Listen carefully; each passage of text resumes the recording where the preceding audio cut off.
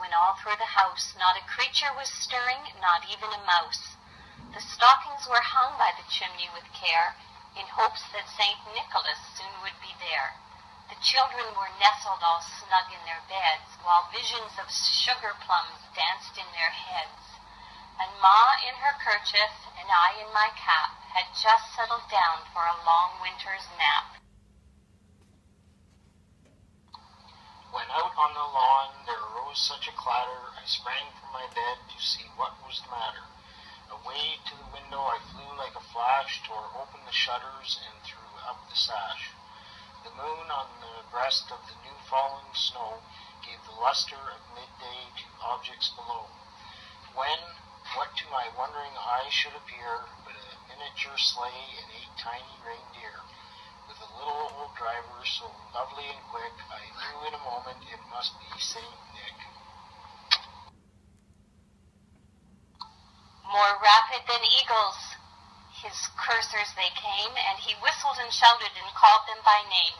Now Dasher, now Dancer, now Prancer and Vixen, on Comet, on Cupid, on Donner and Blitzen. To the top of the porch, to the top of the wall, now dash away all. As dry leaves that before the wild hurricane fly, when they meet with an obstacle, mount to the sky. So up to the housetop the coursers they flew, with the sleigh full of toys and St. Nicholas too. And then in a twinkling I heard on the roof the prancing and pawing of each little hoof. As I drew in my head and was turning around, down the chimney St. Nicholas came with a bound. He was dressed all in fur from his head to his foot, and his clothes were all tarnished with ashes and soot. A bundle of toys he had flung on his back, and he looked like a peddler just opening his pack.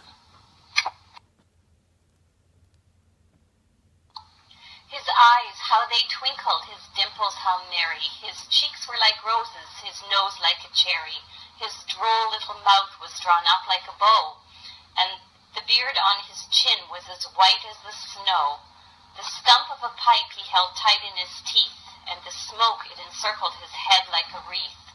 He had a broad face and a little round belly that shook when he laughed like a bowl full of jelly. He was chubby and plump, a right jolly old elf, and I laughed when I saw him in spite of myself.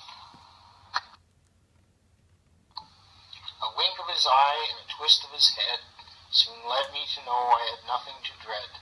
He spoke not a word, but went straight to his work, and filled all the stockings, then turned with a jerk, and laying his finger aside of his nose, and giving a nod, up the chimney he rose.